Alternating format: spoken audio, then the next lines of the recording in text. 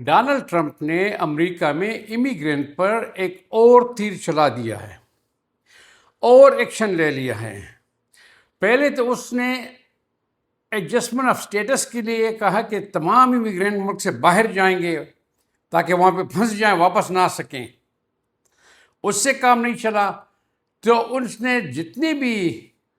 Cases 2027، 28 یا 29 اسالم کے cases تھے، سب کو فارورڈ کر دیا اور یہی ایک مہینے کے اندر سب کو بلانا شروع کر دیا،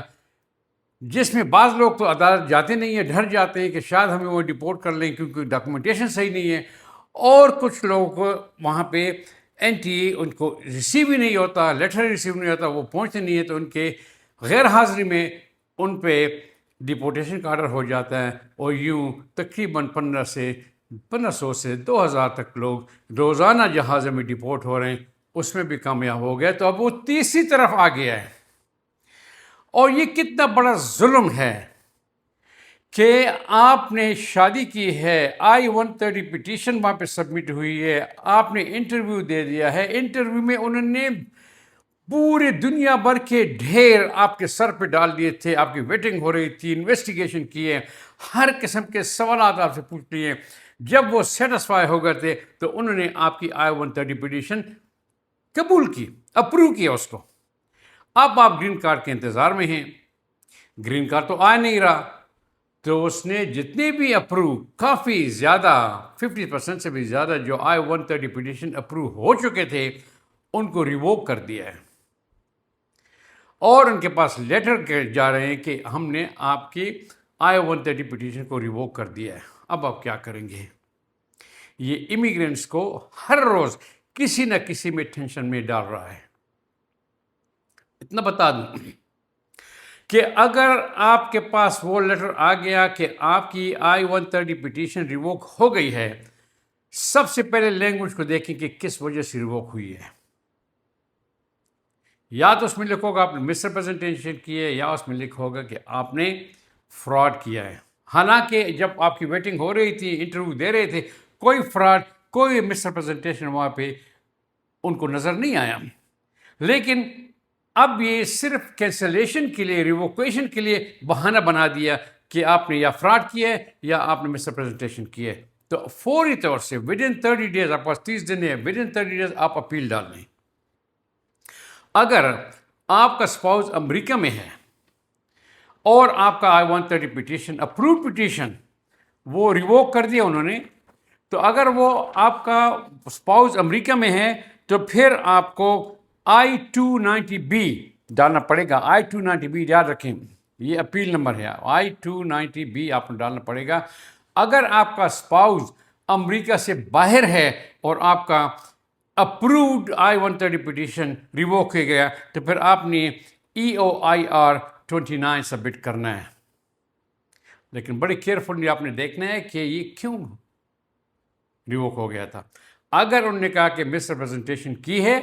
تو پھر آپ ویور کے لیے اپیل کر سکتے ہیں۔ اگر انہوں نے کہا کہ آپ نے فراڈ کیا ہے، آپ کچھ بھی نہیں کر سکتے، آپ کو ڈپورٹ کریں گے اور فار لائف آپ پہ بین لگ جائے گا۔ دوسری بات، چونکہ یہ حالات اس طرح جلدی سے چینج ہو رہے ہیں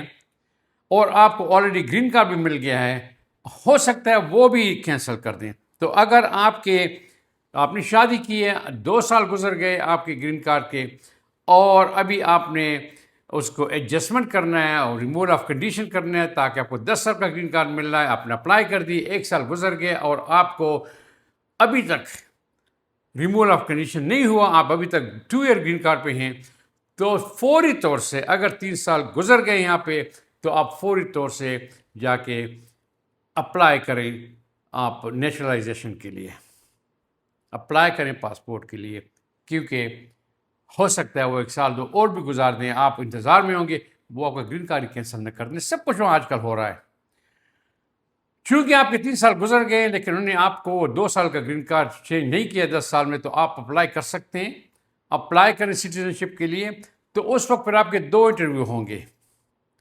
ایک انٹرویو وہ ہوگا کہ آپ کے 2 سال پہ جو آپ کی کنڈیشن ہے اس کو ریموو کریں گے، اور ساتھ ساتھ دوسرا انٹرویو آپ کا ہوگا کہ آپ اپلائی کر رہے ہیں سٹیزن شپ کے لیے۔ تو دونوں انٹرویو یا تو ایک ساتھ ہو جائیں گے یا تقریباً شارٹ پیریڈ آف ٹائم میں دونوں ہو جائیں گے، جس سے آپ کوئی فائدہ اٹھا سکتے ہیں۔ یاد رکھیے، میں ہمیشہ کہتا ہوں کہ دیر ہے اندیر نہیں، لیکن یہ بھی کہتا ہوں کہ جب تک ڈونلڈ ٹرمپ ہے وہ آپ کو آرام کی نیند سونے نہیں دے گا۔ یہ اب جو کچھ ہو رہا ہے کہ اپرووڈ آئی 130 پٹیشنز لوگوں کے ریووک ہو رہے ہیں، اس پہ وکیل جائیں گے عدالتوں میں، اس کو چیلنج کریں گے، ضرور چیلنج کریں گے، لیکن اگر جس سے پہلے کہ اس پہ جج اسٹے آرڈر دے دے انہوں نے آپ کو کہیں نہ گرفتار کر کے آپ کی ڈپورٹ کر دیا تو آپ کی لائف تو گئی نا۔ تو اب بھی کہتا ہوں اپنے آپ کو بچائے رکھیں۔ اگر آپ کے پاس نوٹس آیا ہوا ہے تو جلدی سے وکیل سے رجوع کریں اور اپیل فائل کریں، اور اس کے بعد جتنے بھی آپ ان سے دور رہ سکتے ہیں دور رہیں، تاکہ آپ کی اپیل پہ کچھ نہ کچھ ڈیسیژن ہو جائے۔ پلیز اس ویڈیو کو دوستوں کے ساتھ شیئر کریں، یہ بہت امپورٹنٹ ہے، تاکہ اگر وہ بھی کسی سچویشن میں ہیں تو وہ بھی فائدہ اٹھا سکیں۔ اگلی ویڈیو میں پھر ملیں گے، اور میری دعا ہے آپ سب کے لیے، اللہ آپ کو کامیاب کرے۔ اللہ حافظ۔